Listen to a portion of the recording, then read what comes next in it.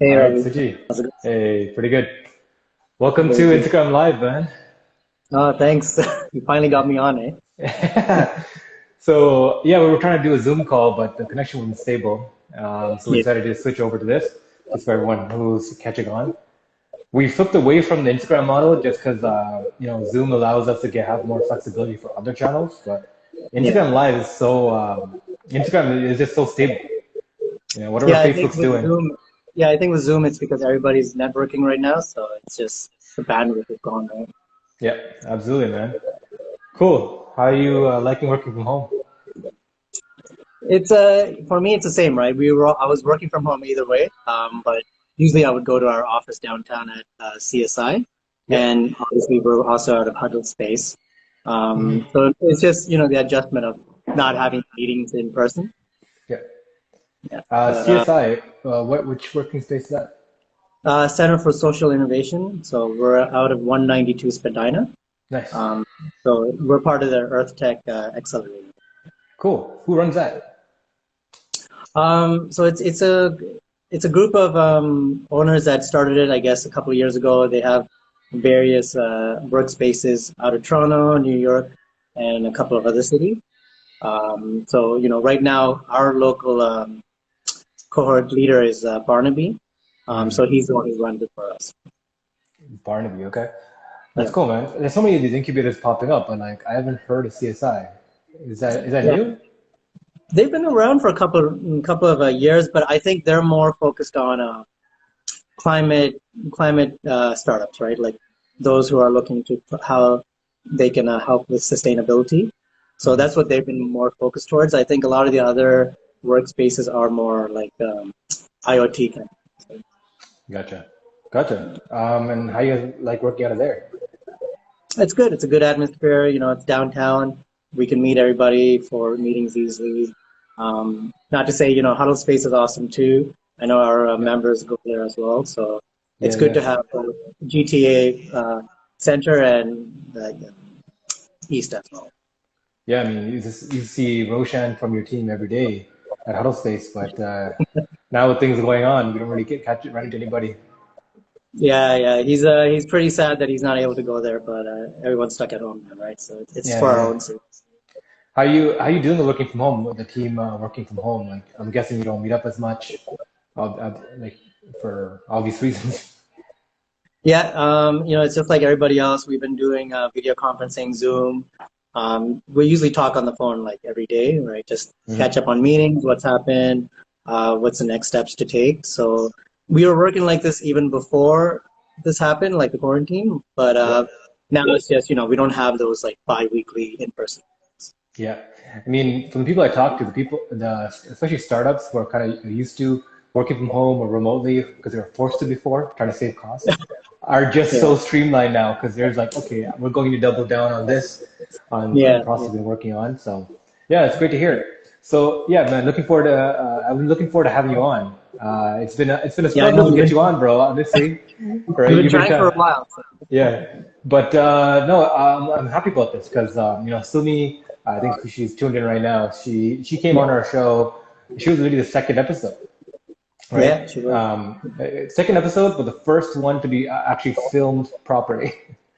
Yeah, Our for first sure. episode. You guys had a great production value. Yeah, So how's that affected you now? I know you said you've had to go a lot more mobile in home, I guess, it's right? yeah, it's so funny because like the set kind of we kind of designed the set to be cool, yes, but we Yeah, didn't realize how much of a life of its own it had. So many yeah. of our guests that we're like, hey, let's do virtual, right? They're like Hmm. actually upset. They wanted to like they're like, no, let's postpone it. I want to come to the set. I want to sit there with the lights on like those Yeah, spaceship chairs, and we're like, wow, like for us, we kind of threw the set together from what we had available at the co-working yeah. spaces, the lights, and equipment that we've kind of bought up over time. But Hmm. really quickly, people are like, yeah, man, we want to come on that set. And shifting to virtual, that was a pivot. We Hmm. couldn't easily transfer everyone we need to. Sorry, we couldn't convert everybody who we had scheduled to come on Yeah, to onto the virtual platform because they wanted to come on do it live. yeah. But this is so much easier, We're actually doing a lot more now, just because we're capable, right? Yeah, it's more streamlined. But I've seen your setup, man. It's pretty awesome. So Thank you, appreciate it, man. But yeah, let's talk about the latest and the greatest, right? Like what's Danya been doing since Sumi came on yeah, and last year, and how you guys are repositioning yourself with this COVID-19 crisis. yeah. So I'll just so we can tell the user what Dunya is. So Dunya Yeah. Habitats, we're basically providing farming at your fingertips, right? So it's a Mhm. quick, easy to install, contained tiny farm system, so that Mhm. we can access regions that don't have proper food security and give them the access to grow food in those regions. So pivot-wise, what we've done now is actually more targeted to the urban centers, cities, even locally within Toronto, Markham, and Kingston area, so that with this current crisis, people can use our system to grow food locally in their backyards if they need. Yep, absolutely. And that's one of the things that I'm really interested in. So I reached out to you on the weekend to talk about this because Yeah. there's a lot of movement about this, about urban farming, about distributed farming methods to kind of take the reliance off of a global supply chain for food Mhm. off the table, right? Because this disruption, what it's shown us is how fragile our systems really are, including our Yeah. food supply chain, right? Yes, definitely. Going to Walmarts or Longos or like these big box stores and seeing empty shelves, that kind of threw everybody off, right? That kind of Yeah. threw away the entire paradigm of like a first world nation out the window. It's something we have experienced over a generation, in 2 generations. Yeah, for sure. And I think that's more panic buying, and that's what people need to know is it's not that, our distribution and warehouses are running low. It's just on shelf because everyone started stocking up at once. They couldn't resupply as quickly, right? So Yeah, I have friends working in the grocery stores and warehouses and stuff, and there's plenty of supplies out there. So it's like, people shouldn't get scared. yeah. It's just that we should continue buying at a normal rate that we always bought. Yeah. So is that the case right now? Like the supply chain not affected, it's just the people's buying habits have changed?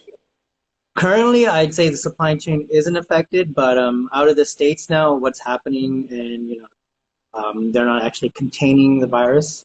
I think coming weeks it might get worse, just because there will be disruptions.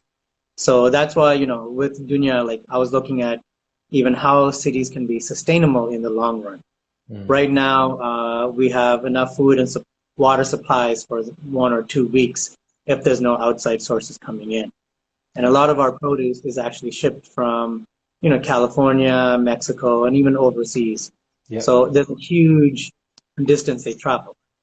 So what we're trying to do, and our vision was that if we can make cities more sustainable, have people growing their own food locally, that would be a more viable option. Cool. Yeah. I mean, I absolutely agree. So I got kind of really into this idea about sustainable farming, about urban farming especially, Yeah. about a few years ago, and started looking into this, like Chicago, Detroit, these cities who have been affected by, huge unemployment numbers, Hmm. production moving overseas, right, has changed the communities, and they turned. There's a lot of community farming projects in Chicago and Detroit, and they were Yeah. kind of piloting this citywide, and it was kind of nice. It's kind of cool to see like neighborhoods come together and do this. And I mean, we're from a family of immigrants. Like my grandma, my mother-in-law, they all like still grow their own stuff, right, in Yeah. their Yeah. backyards, and they're reliant in a sense, Yeah. especially since they came from like war-torn countries and civil war. Yeah. They always think about this, the fragility of relying on a system. Hmm. And I think a lot of people are now considering this too about, how do we future-proof ourselves from disruption? How do we become Yeah. more self-reliant? And this is really capturing the curve, is because weirdly enough, as we advance technologically as a society, we're also regressing culturally. It's a topic I bring up almost every podcast now because I love it. Yeah. The co-founder of AngelList talks about it a lot, Naval Ravikant, about how technology, especially the fourth industrial revolution, is like reversing Mhm. us, where before, like the 20th century, You used to join these companies and government jobs that are stable. You save for 30 years, 40 years, 50 years, and you withdraw the stable paycheck. But Yeah. nowadays, it's more like freelance work, entrepreneurial activity, right? Contract to contract kind of workloads where people are more independent. And Yeah. to survive in this kind of landscape, you kind of have to, you're almost like a farmer or, farming your own land, you're farming your own Mhm. leaves. You're like a hunter, a fisherman, like you're acquiring skill sets that you can go out and like acquire resources from the system. Yeah. And then you kind of act on the semi-independent. And it's changing people's behavior and how they think about living and living and work, right? Work and living. Yeah. And really like about Dunya is how efficiently you can run this. You have one system that it's modular, kind of comes together. It's insulated, so it can run like year round, all seasons, hydroponic, right? Semi-automated, Yeah. right? And as a system, it has a lot of promise. So I'm really looking forward to you guys getting up and running. Can we talk a little bit about your progress and what you guys are dealing with? Any problems? Yeah, so right now, so the system is a hydroponic system, and then for users who don't know what that is, it's basically growing food without using soil. Hmm. So we provide just a water with nutrients added to it, Yeah. and the plants live in a substrate, so the seeds get the nutrients right away instead of searching for it. Whereas in soil, the plant root system has to go around and search. So with hydroponic systems, we've been looking at working a lot in communities that are affected by food scarcity. We're doing a couple of projects out of the Southern African region and Yeah. even in Europe as well. So it's two different communities, whereas in Europe, they're more worried about um, food production because in the country we're working in currently, they import like 80% of their foods from their surrounding European neighbors. But as you saw last summer, Spain was hit by a lot of wildfires and their farms are affected and crops yield have been affected by climate change. And Hmm. then whereas in the South African regions that we're working in, a lot of the countries we're always dependent on natural rainfall. Hmm. And what we found when we went down there was that the rainfall has changed, that they've only gotten around 30 days of rainfall throughout the entire year. And a lot of these farmers can't afford big irrigation systems like we have here. So we've been trying to work with those farmers, giving our systems to them in the local municipalities so that we're not just there to, here's here's a system, take it, and we're gone. We're building an ecosystem around it. So Yeah. we'll be there. One of our habitats is 100 square feet, but it's like a beehive. So you can attach multiple systems together and grow it up, Yeah. so that farmers can scale up as they need be. And with hydroponics, we use water more efficiently. So we use 90% less water than normal agriculture because it's recycled within the system, and we grow food faster. So 4 to 6 weeks for leafy greens versus 6 to 9 weeks in normal agriculture. And as you said, since it's a fully self-contained system, we don't have to worry about pests or droughts affecting anything as well. Amazing. Can you talk a little bit about technology? So we covered it when she was there, but is there any upgrades? Have you guys changed anything up since then, since like last year? Well, honestly, man, I've had so many ideas on how to upgrade it, but the team has said, Suj, stop. We've kind of had, MVP, yeah, yeah, no more changes. This is our minimum viable product for now, and then yeah, just get it out there. So there are different iterations we will be producing later on, but right now the main system it's like a Lego model. So it'll come flat pack. We've hmm, designed it so that anyone can put it together and build it. You don't yeah, need to be an engineer. So you could be here in North America in an urban center and put it together, or in the middle of a tropic setting in Africa or South America and still have the tools and knowledge to put it together. We also have an app interface so that planting will take you 3 to 4 hours, right? Because there's 16 tower systems inside it with 12 LED lights. hmm, But once that plant's done, the sensors will monitor what's happening. So with the water system, is the water flowing? How much lights are the plants getting? What nutrients are going in? And all of this will come to your phone. So you can be at the office and the system will be self-sustaining. yeah, and that's a really cool thing, especially right now. I like the self-running kind of component of it, right? especially right now when like people, like Airbnb is kind of falling apart. People are not booking as much. People aren't renting as much. People aren't transacting with strangers as much. Yeah. What can we do with all these spaces? These commercial spaces that are kind of vacant, Yeah. these industrial places that are not being underutilized, and even residential places being underutilized. So, on like Yeah. Reddit and a few channels, people are talking about, how can we take these spaces and turn them into vertical farms, or Yeah. so can create like a distributed kind of network, farming network or collective. Mhm. And a lot of these kind of movements are kind of being conceptualized online. But cool thing about yours is like it's more like a product a premium product like that you can just put into your home and it can run on itself. And if you do put it externally in an external place, you can put it outside your house, inside your house. You can modulate it and bring them together. Yeah. I really like that kind of component of it, right? And we talked over the weekend about the risk of not the risk, but how to move into the market right now Yeah.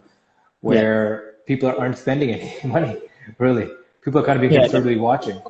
But I think there's a real case for sustainability and being independent when it comes to like food, Yeah. right?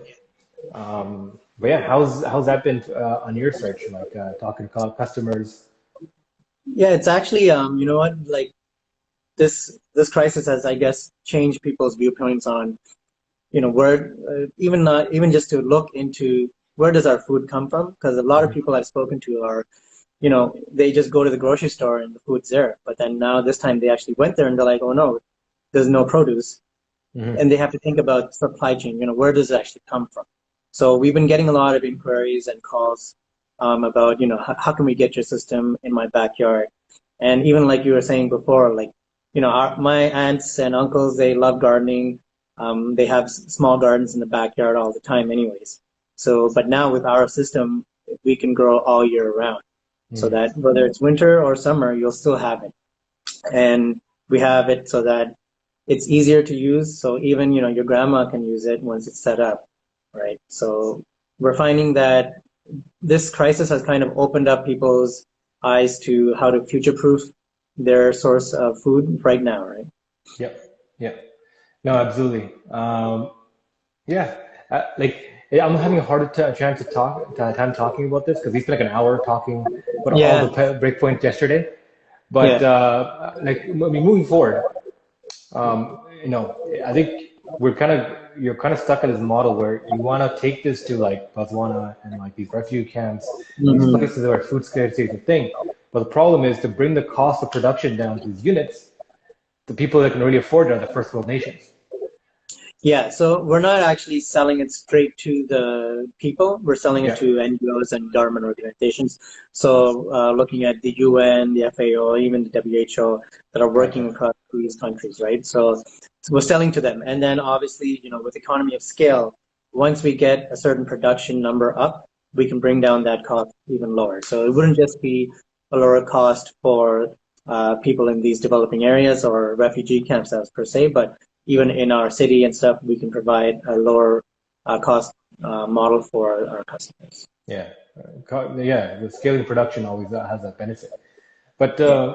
can we talk a bit more about how you took your PhD thesis? Right, this is your PhD thesis that you Actually, commercialized. it was my undergrad. So long Oh story. wow. Yeah. Okay. So a long story. I worked engineering for a couple of years. Just worked my way up in the company because of some family issues, and then I decided to start my photography company Hmm. around 2012. So that was the first recession hit. And then I was just like, you know what, I want to finish school. So I went back to OCAD University, which was an undergrad at Digital Futures. Yeah. And they actually had a thesis component. So my thesis was on, Nunavut and food scarcity in these remote regions. So looking at even northern Canada and indigenous reserves within Canada, a lot of their food supplies are exorbitant. So it's three times the prices we would have here. Like orange juice would cost $26. A head of lettuce is around $7 to $10, right? Whereas here it's only $3. And looking at these communities, it was a lot of people couldn't afford to get fresh produce, so they would end up buying snacks, candy bars, chips, and like that. which in the long run would affect the mental health of the individual and the community as a whole. So what I was looking at with Dunya is, can we provide a system that we're not giving it to the marketplaces that are gouging the customers, but we're giving it to the people themselves in the community, so that the community can grow their food and then self-sustain as well. Right? Yeah, so where like Sumi answered this from her side, but I'm kind of Yeah. interested in your side, right? Like, where did this motivation come from? Where did it stem from? It started off as a random project out of OCAD. I was walking down the hallway one day, and my friend saw me. She was doing her master's in digital futures at the same time, and she's like, "Suj, we have a group project for the Hall competition, which is funded by the Clinton Foundation, and their mandate was, how can you help refugees around the world get dignity and self-respect back?"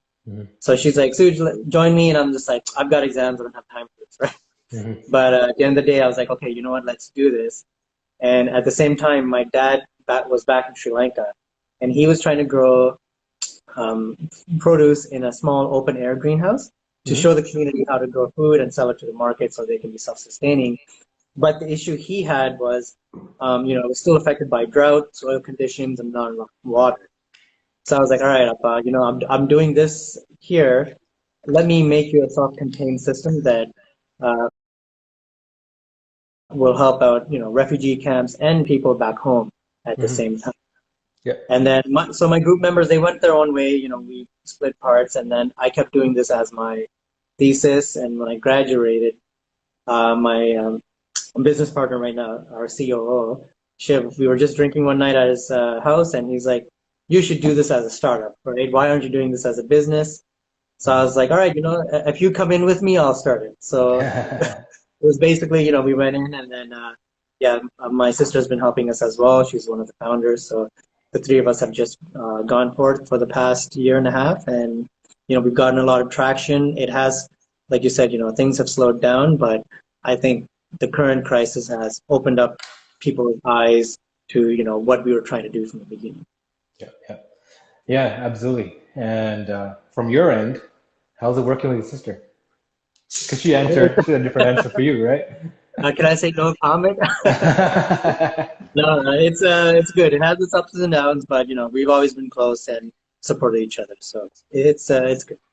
No, absolutely. I mean, taking any kind of family relationship and turning it into a work environment is always a challenge. I've talked to a lot of founders, who have siblings, and it's always like, when do I turn off like the annoying sibling habits and turn on the professional side? But it's basically it. Yeah, we've had to say, we will behave outside, and then when you come home, we can yell at each other. So. Yeah, definitely. So, I mean, what's next for you guys? Any kind of big moves, or kind of like riding it out right now during this current crisis? Yeah. So right now we're looking towards expansion for manufacturing processes. So our manufacturing facilities are all within Southern Ontario, Kingston region, even Ontario, Toronto, and possibly Guelph right now. So we're looking at securing those process lines, right? So things have slowed down because we can't go and speak with the manufacturers per se, but we're continuing it on, and we've kind of had to push back some timelines, but I think that's good because it also gives a little bit breathing room for everybody so that we can expand it out slower. But current models we're looking at is, working on a couple of proposals within the GTA, Kingston, even the northern regions within Kingston as well.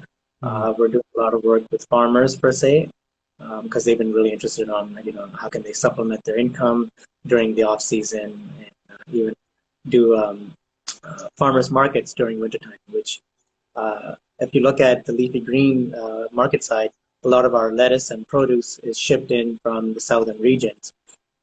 So right now, if we can change that to, we're growing more locally, we're also lowering our carbon footprint and greenhouse gas. Cool. Awesome.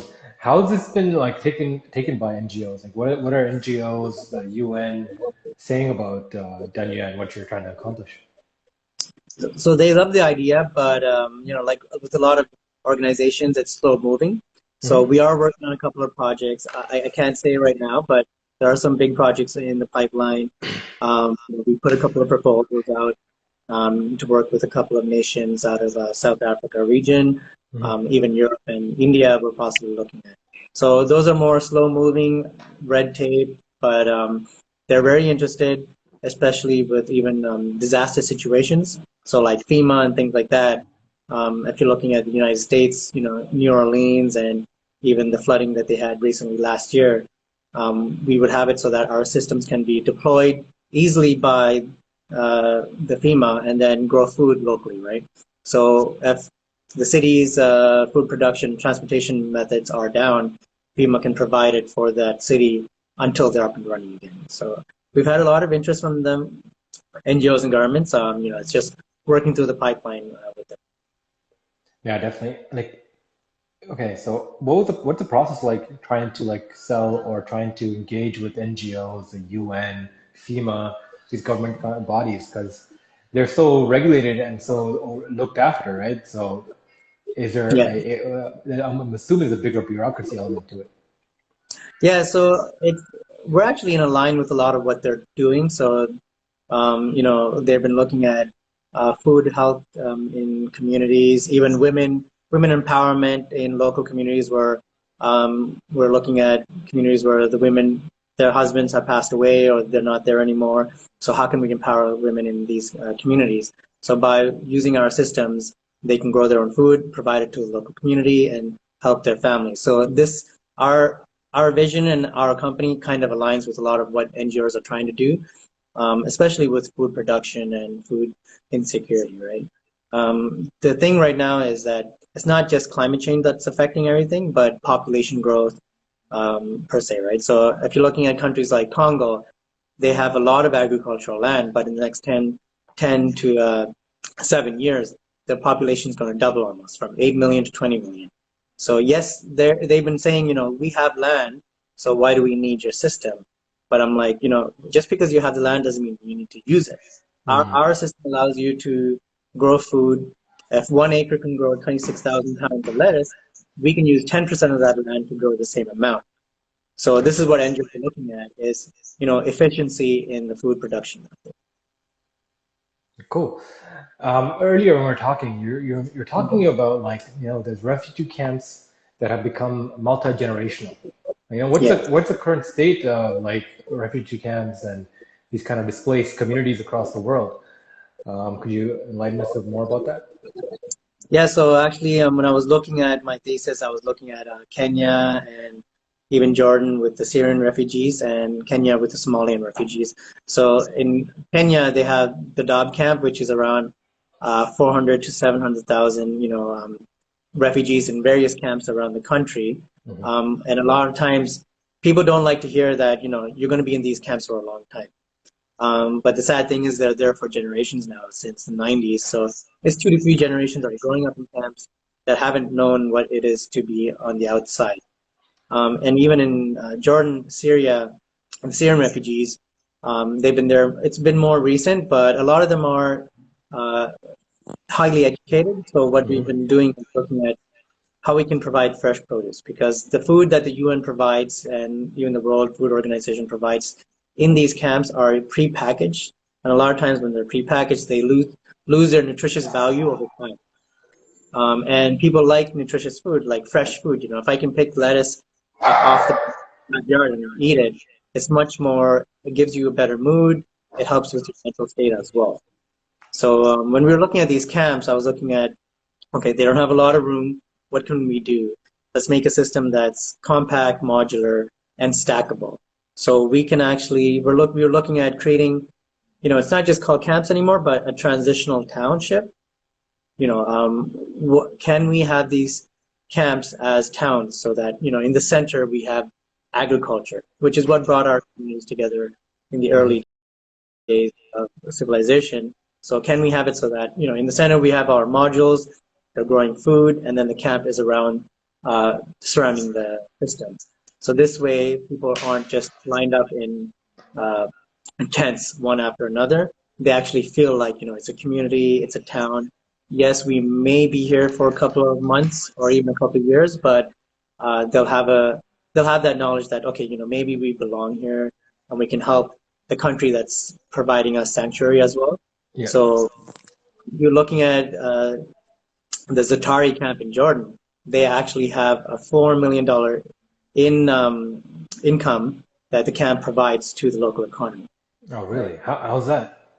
So in the beginning, they were just rows and rows of tents, and Syrian refugees were like, we want to provide back to the local community that's helping us. We don't just want to kind of sit here and do nothing. So they revolted and actually rearranged the camp into marketplaces. Mm-hmm. So they've been doing, jewelries and small things like that, repairing mechanics and things like that. And with Zatari camp, people can actually come in and out of it. So with this system, it allows them to provide back to the local communities and townships. So, countries that are providing these refugee camps, they don't need to necessarily look at as a burden, but, it's an influx of people that have experience that can actually add value to the country.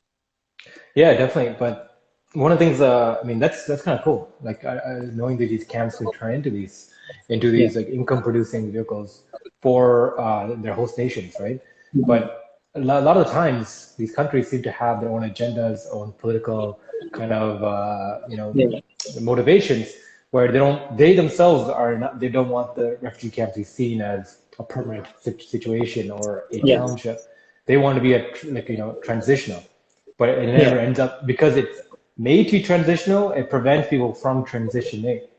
They'd rather they get stuck there, right? How can we combat that kind of the politics behind it, I guess? Yeah, the politics will always be there. So you can take two different countries, right? Kenya, they don't let the people leave the camps at all. So they've been stuck in there for 10 to 15 years, some people. And if they go back home to Somalia, they'll either get killed, or with women, they've gotten raped, and then they come back to the camp because it's actually safer. And then there's actually not much interaction outside of these camps in Kenya.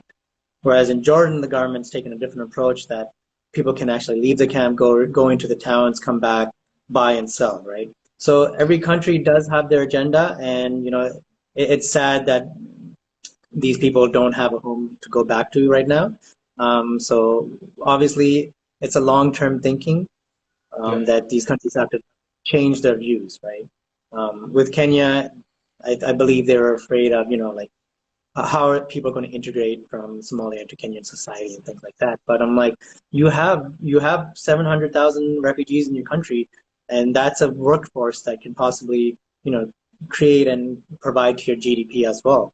And by educating them, you're going to lift the entire country up. With the condition in these countries that the refugees are escaping, it's sad to say that they're not going to be able to go home anywhere in the future, right? Yeah. Have you had any personal experience at these camps? Have you gone and visited anything or seen them in firsthand? I haven't actually gone to the camps. I've worked with a lot of experts that have actually gone to Zatari, and even some of my professors out of OCAD. Zatari, where is that? Zatari is in Jordan. Oh, that's okay. That's a Syrian refugee camp. Yeah. So my professors initially had helped me with, what's the situation there. And we had a couple of phone calls with the camp organizers as well. How is it happening? What's going on there? And for me personally, I had actually gone back to Sri Lanka in 2012 and 2015. Yeah. And it's the same kind of situation. We aren't in camps, but a lot of the rural communities outside of Jaffna are still affected by, food insecurity, joblessness, and education, right? So one thing that we can address is no one cares if they're hungry. You're not going to care about anything else. So let's concentrate on providing food to these communities, and then providing a way for them to actually get up from where they are currently. No, absolutely. And coming from a people that's been displaced from Sri Lanka, this is a big thing that kind of affects our community, and thinking about it as well. And a lot of communities who have experienced the disruption of their cultural heritage and their nationhood. What do you think about the future, like with the current crisis that happened, and now the shift, that people's attention have shifted now? They look at Before we look at third world nations as like, oh, we need to help them, but now people are focused on Mhm. themselves. And I think Yeah, for the next near-term future, the next few years, people are going to be considering talking about, our state of our healthcare, state of our, our fiscal policies, changing things up. There's going to be less attention towards these kind of, I guess, refugee camps and people who are in yeah. need. Do you think that lack of attention could lead to further abuse or disruption? So, I think people have to just think about it, right? Like, it's only been what, 3, 4 weeks that we've been going through this quarantine, and everyone's freaking out already about not being able to get produce or even toilet paper, which is great for you guys, right? Yeah. But now think about that. Your entire life is like that. Imagine how that is, right? So yes, people might most likely. I'm kind of pessimistic about society nowadays. We might turn inward, but I don't think that's the way to go, right? That when you look outwards, when you help others, when you lift the lowest in society, you're going to help yourself as well, right? So it's not even don't look at Africa and India and like that, but look at US. In the next 10 to 15 years, we're going to have a lot of climate refugees that are going to be traveling away from the Great Plains because of climate change, and they're not able to produce food. So where Hmm. are they going to go? They're going to shift more eastward or more north as well. So these refugees won't just be, people that we don't see. They're going to be our neighbors as well. So we have to prepare for what's to come. And that's the thing. We You're need talking about governments to climate refugees, right? climate Which are climate refugees. So change? we need our governments to think more in long term, not just 4 year terms, right? Yeah. I mean, that's the issue with democracy. Yes, you give people a voice, but you shorten the long-term thinking path because our Yeah. leaders are looking at their election period and their period rather than, like China with a 100-year plan on Hmm. how to make big changes and run things more efficiently. But Yeah. yeah, absolutely. I mean, what do you think about the climate change crisis? Like, do you feel that it's going to cause a lot of displacement? And what's the timeline? Yeah, it's happening already. So that's the thing. Everyone talks about climate change is going to happen in 5 to 10 years, but it's happening already. Like, Hmm. I was in Botswana last March. A lot of the farm fields are drying up and dead. They're already importing around 95% of their food from South Africa, but then there's a lot of instability in South Africa because the water table is drying up out of Cape Town and other towns as well. Hmm. So, there might be water wars in the coming future with climate change as well. The humidity is rising in the tropics. So if you look at South America, when the humidity rises, then certain plants won't be able to grow or certain pests come as well, right? So people will be shifting around. It's not about, you know, like the timeline now. It's happening already, as you can see from Mexico. People are coming up, right?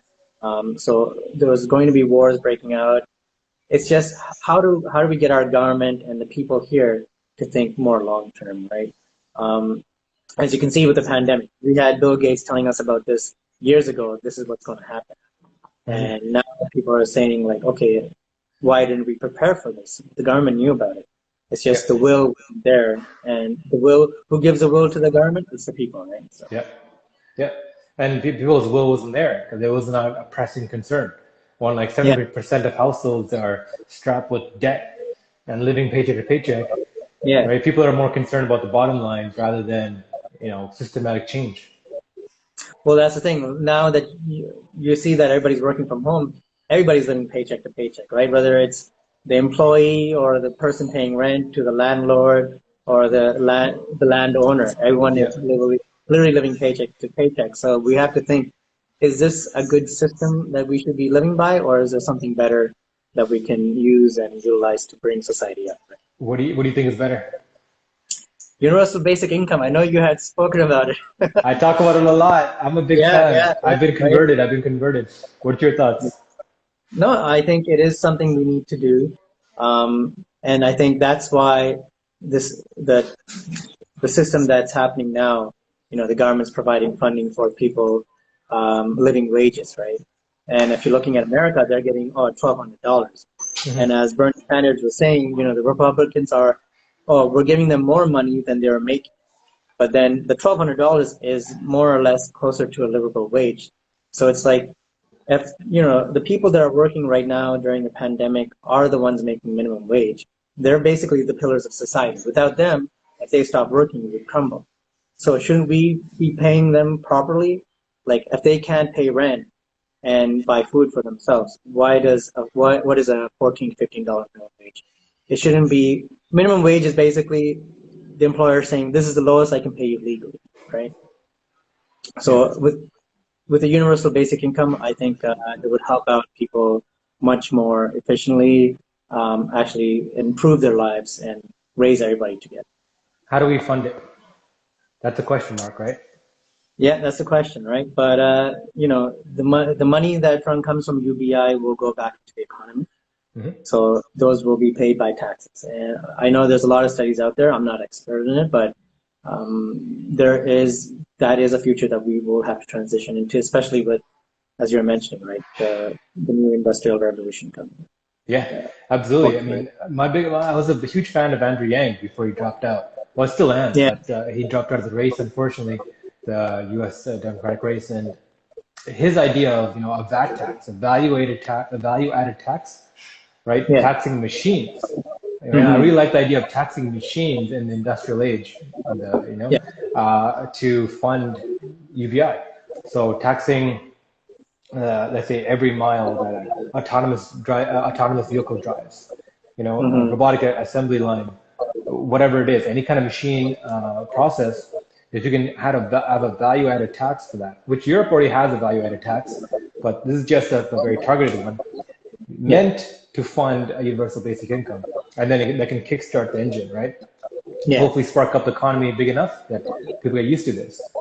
The main thing I like about universal basic income is the idea of everybody's income level is not zero if you do nothing, right? If you Yeah. have an income coming in, it kind of forces you to think about like what else can I do to increase my income other than trading my labor for income. Yeah, for sure, right? And I think with that, it's also giving a lot of opportunity to people for, you know, people who might be working minimum jobs, but don't have the opportunity to go back to school. So with that UBI, they have those opportunities now. Okay, you know, I can go back to school, not worry about whether my welfare check's going to get cut out because I'm making too much and not, right? Yeah. Definitely it does give avenues for a lot of people that they don't currently have. But more than that, like I like the market economics behind that, right? So think about Yeah. like if you're homeless, right, and you have nothing Mm-hmm. coming in, but you're guaranteed $1,000 a month. Even if you Yeah. don't, like, let's say you have your mental illness, physical illness, don't have the capability to like the education to even like to operate on things properly. It Yeah. opens up the market, right? Puts a value on the human because they have $1,000 coming in. Yeah, definitely. So it kind of makes it a market.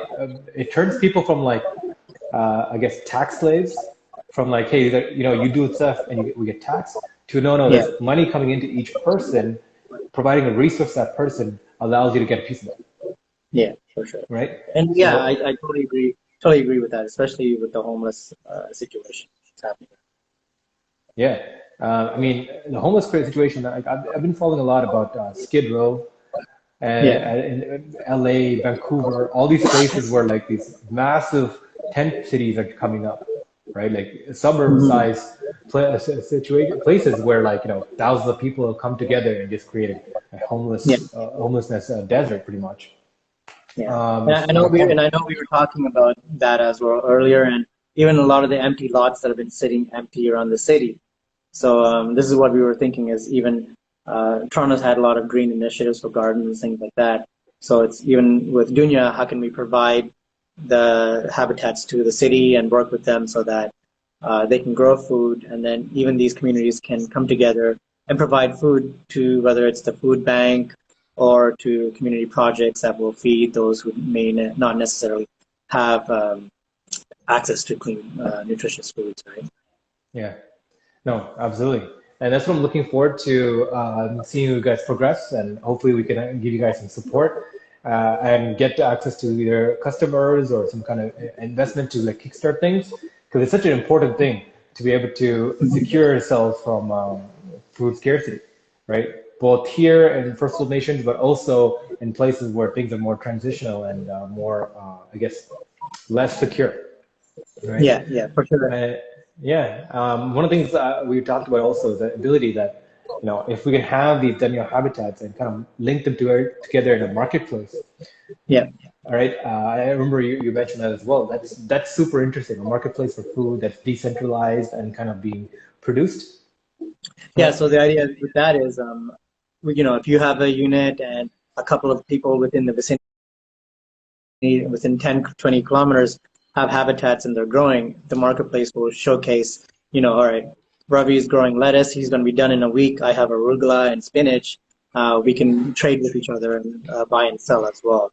Or you can join up with local grocery stores so that, once you're certified, you can actually sell straight to the grocery stores. So this way, herbs and leafy greens are coming fresh from the city within a kilometer instead of traveling hundreds of kilometers from down south in the States as well, right? No, definitely. I mean, that's such a cool concept.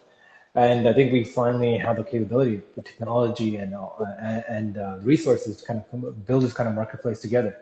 I mean, how Yeah. much would that radically transform logistics of food, right? I mean, one of the things that shocked me was apples, on average, takes Mhm. 6 months to reach our shelves. And how they Yeah. transport them is they put them into pretty much sealed containers, like shipping containers, but then Hmm. take out all the air, vacuum seal it, take out all the air, and then put in, like, I think, nitrogen. Fill the room with Yeah. nitrogen, because under nitrogen conditions, the type of bacteria that breaks down food can grow. Yeah. So things literally can't rot, right? Yeah. So Yeah. fruits, this is a new kind of methodology people are using to Hmm. not refrigerate food, but to keep them from just rotting in general, is to starve out the bacteria's resources from decomposing them. So now fruits and vegetables can be stored in these things for like months at a time. Yeah. And the issue with that is there's still this depletion of resources. I forgot what the term is called. It's like the nitrogen kind of bleaches them from resources, so it Hmm. goes down. Plus the idea of over farming, right? The same farms that were producing apples, oranges, have been doing that for like 30 years, 50 years, and the Hmm. nutrients have been leached from the ground. And as much as you put in artificially nutrients and fertilizers and things like that, the nutrients have Yeah. been leached down. So one example is given is that a lot of nutrition sites you use now is that, like, even peaches, like, I think in like about 50 to 70 years ago, it took one to three peaches to Hmm. provide the iron content required for the average person, especially for women, Yeah. like the amount of iron they need to hit a baseline. Like, if you notice, like, a lot of people have iron deficiencies nowadays, especially Hmm. women, right? And nowadays, the main thing is the sources are being depleted. Yeah. Yeah. Definitely, The, right? the equivalent amount of iron you need from those three peaches, like from like 50 years ago, it needs about 50 peaches, Yeah. 50, right, to get the same amount of iron, organic iron, from Hmm. fruits. So even though we're eating these fruits, where it's more readily available and the cost has gone down, the actual nutrient content is depleted because of Yeah. over farming and these industrial farming practices. Yeah, and that's So, so what you're talking about is basically monoculture. So mm, using one kind of growing one produce over and over again, right? As you said, it takes away from the nutrients and so on. So what mhm, you should also be looking into is polyculture. So it's mhm. you change what you're growing every season, so it gives the land time to rejuvenate. And then But what's the that, benefit is with yeah, our go ahead. system, we can provide it to the farmers so that, if they want the land to rejuvenate, they can stop growing, but then they still have our systems nearby that will help them with their income in the meantime. Yeah. And even looking at the large corporate agricultural systems, they all use pesticides. With Monsanto, they have seeds that will only germinate if the farmer sprays that pesticide on the seed, right? And there's actually been a recent article that came out last year that with pesticide use, if you're a young child within younger than 2 years old, or a pregnant mother within 2 kilometers of pesticide use, it's linked to higher rates of autism as well. Yeah. So benefits with going with hydroponics and our system is we don't use any pesticides. because the system is self-contained, right? So it's providing a safe source of food, especially for people that are affected by it. No, absolutely. And you're right. The polyculture is super important, but it's very hard in certain situations, like orchards Mhm. for trees, bananas, things like Yeah, that, where it takes about 30 years for these trees to become, fruit bearing, right? yeah, You can't really replace them around. You yeah. can't really switch them around. So they're kind of, it's a monoculture exists. They build these huge farms of of orchards, Hmm. and you can't really switch them around as much. But yeah, the hydroponics is great because it allows for that again, like the nutrients to reach the plants much easier. You can Yeah, control it much easier. You're not dependent on soil and fertilizing the soil. You provide the nutrients straightforward, and then you can also like have a list of what the nutrient level is per plant. One yeah, of the things I like is analytics tools behind what you were saying, right? Because now you can measure the pH levels, the nutrient yeah. content that is You going into can each. measure, yeah, yeah. You can, and that's the thing, right? With the hydroponics, you do need to measure everything that's coming in, and you can also, we also have it so that we're integrating with AR, so augmented reality, so that if the leaf is slightly turning yellow, you can take a photo of it, and the app will eventually show you, okay, this is what possibly could be wrong. Oh wow, Follow these steps to bring it back to full health. yeah. I mean, I think most people realize, and me included, like how much difficulty it is in raising plants. Like It, you just assume you put them into the ground, you put them yeah. water, right, and they Yeah, just grow themselves. you do have to take care of them, but we've made it so that it's much more easier. With the app, we will have a learning database as well, so it can teach you as you go. And we're using an algorithm so that it's going to look at, how are users using it, where can we fix it. And it's not just an app to control the system, but it's a more of a learning system as well, right? And with hydroponics, that when I was growing it, I found myself talking to the plant sometimes, right? Like, come on, Hmm. guys, grow up better, right? Like, so it is therapeutic as well, and you do have a sense of accomplishment when you can do your first harvest. Cool, awesome. Suji, man, we're approaching the hour, and Yeah. I'm glad we got a chance to sit down and chat about this. No, thank you Um, for having me on board. I know you've been trying for a while. I finally got you, man. I finally got you. Yeah, yeah, So tell us where people can find you, find out more about Danya, and yeah. So dunyahabitats.com. Just send us a email through our contact, or you can email directly at info@dunyahabitats.com as well. perfect. And you're on socials, you're on Instagram, you're on Yeah, Facebook. we're on Instagram, we're on Facebook, Twitter as well. So just search for Dunya Habitats and you'll find us. Perfect. Awesome. Suji, All right. thank you for your time, man. This has been great. Yeah, thank you so much for having me, Ravi. Yeah, take care.